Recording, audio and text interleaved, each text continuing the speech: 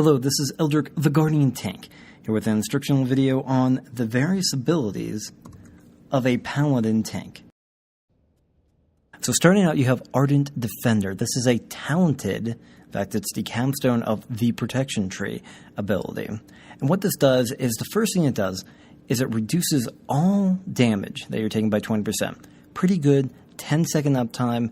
Very, very nice. In fact, this mirrors closely another ability, Divine Protection, we're going to get to in a minute.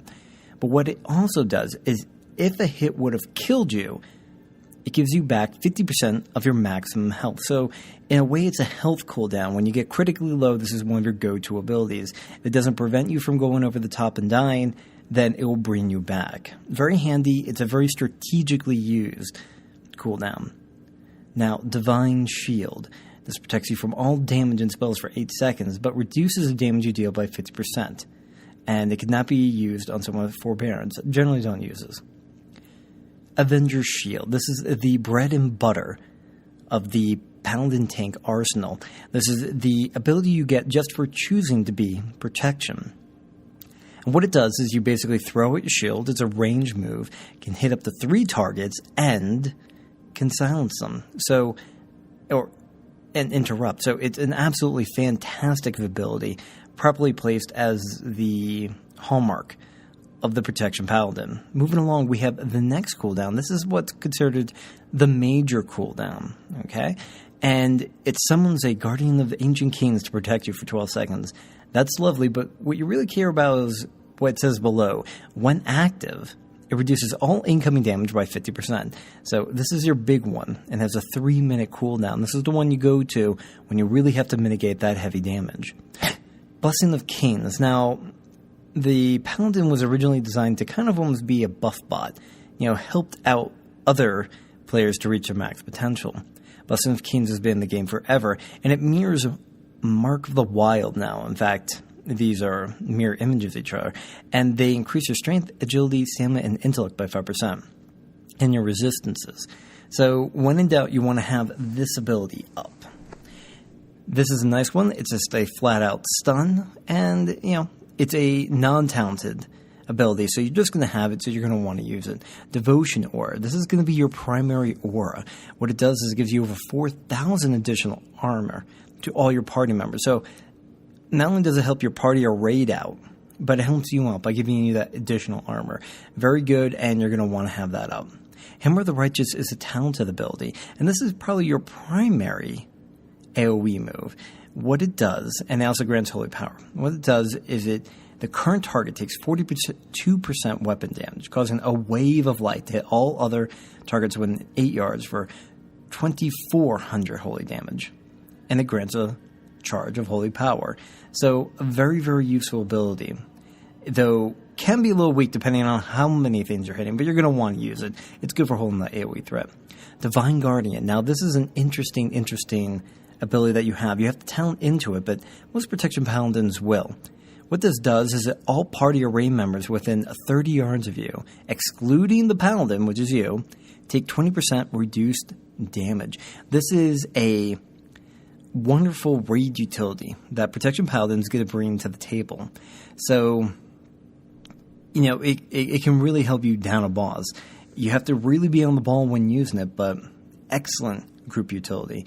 Hand of Freedom removes impairing effects and makes you immune to them. Divine Protection.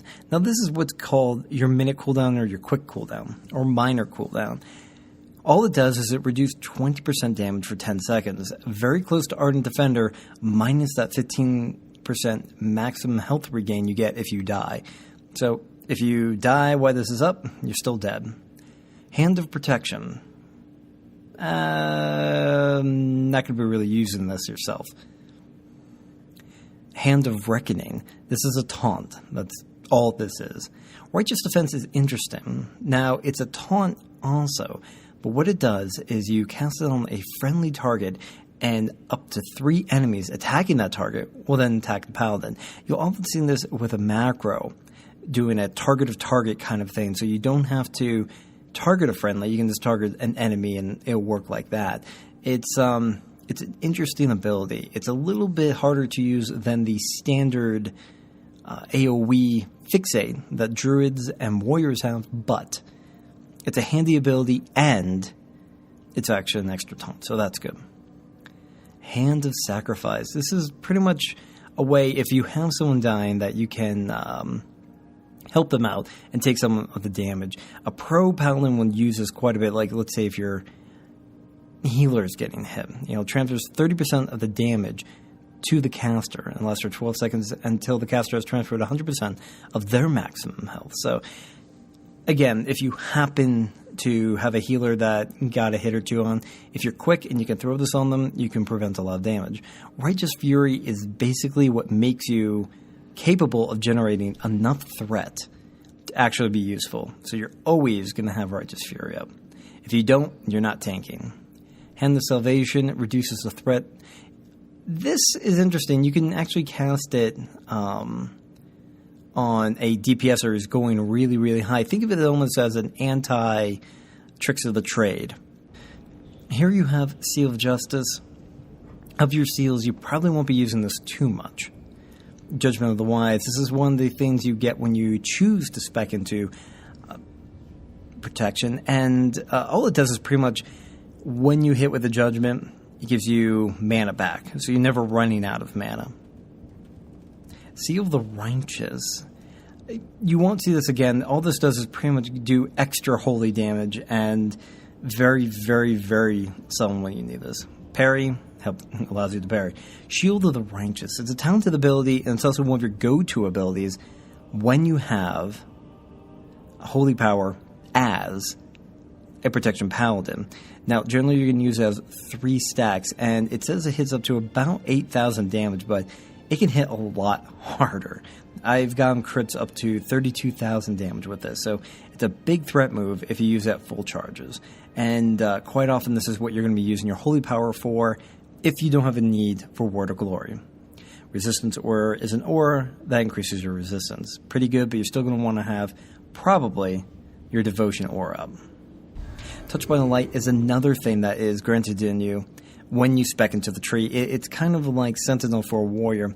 Increases your stamina, increases your spell hit, making you almost hit capped, and then increases your spell power equal to 60% of your strength. This used to be a talent in the tree, but they kind of rolled it all up and made it into this that you automatically get, making tanking much easier at low levels as a paladin.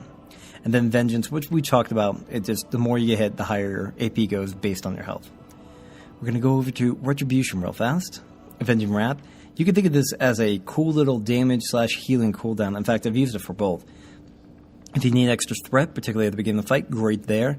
If you're healing yourself, let's say through a Word of Glory, you can boost it up with this too.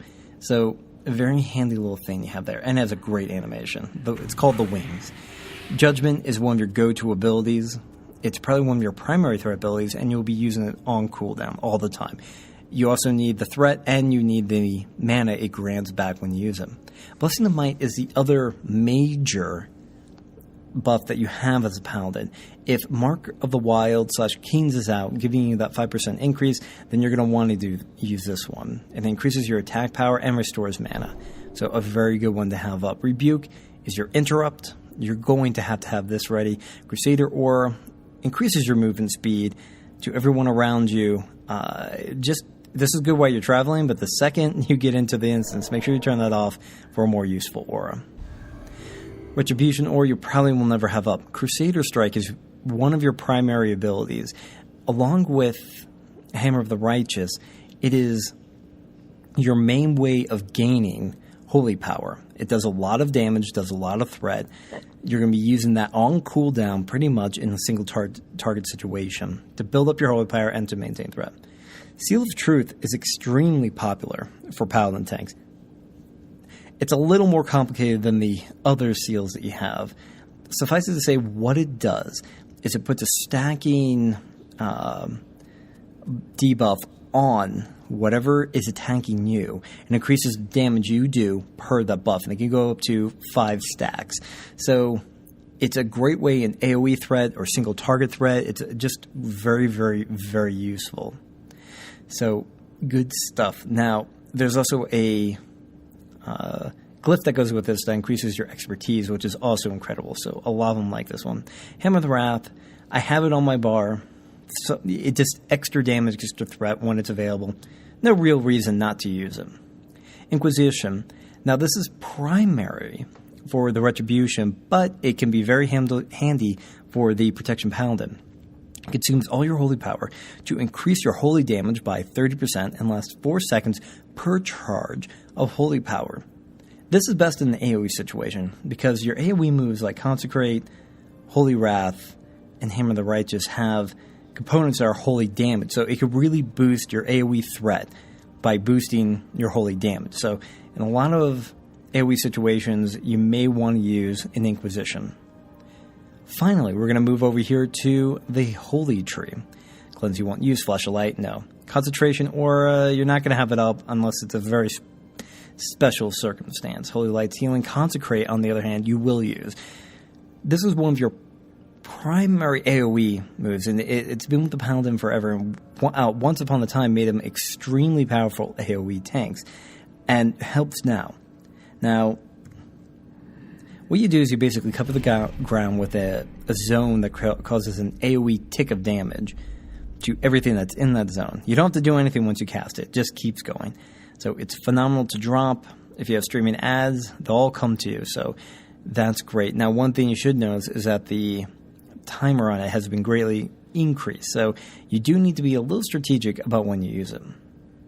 Next thing you got to know is Holy Wrath. Now, this is a really interesting one. It sends a bolt of holy power in all directions, causing 3,500 holy damage divided among all the targets when within 10 yards, stunning demons and undead. And you can have that extended to elementals and dragonkin with a glyph for 3 seconds. Very, very powerful, very, very good ability.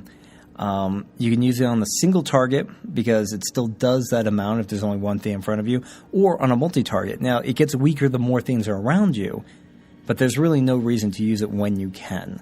So, very good. Divine Plea is great when you need to buff up the amount of holy power you are. It will automatically grant you full stacks of holy power. Now, it decreases your healing by 50%, but depending on what you need it for, it can quickly gain you that holy power you need. Lay of Hands, I've never had to cast it on myself, but you can, but it does cost forbearance. But it will increase your health back to maximum, so not bad. Word of Glory. Much controversy has been about this ability, but here's how it works. Basically, it heals you per charge of holy power that you have, and has a 20-second cooldown. Now, a lot of people like to use this on cooldown. In fact, for a long time, people were just using it every time they got 3 stacks of holy power, which was quite often. It really increased the survivability of the Paladin tank, but they've reduced that to 20 seconds. I suggest not hitting it every time. See when you need it in a period that it takes you to get 3 holy powers, or 20 seconds, there may come a point in there that you wish you just hadn't used it. So it can actually save your life depending on the situation, so you might want to have that. Seal of Insight is one of the other seals that you might actually use. The part you care about is it heals you for about 1,100 health, which can be very, very handy. It's each one of your single target melee attacks has a chance to heal you. So at lower levels, when your mitigation isn't high, you can gain back health by using Seal of Insight instead of Seal of Truth. In fact, a lot of the time, if I have a good threat lead, I'll turn off Seal of Truth and then go to Seal of Insight just to increase my survivability, because I no longer need the threat. I much rather have that healing. Though it's not a ton, it's still there. Well, there you go. Those are the abilities of the Protection Paladin. Thank you very much. Get a little Ancient Keynes going for you.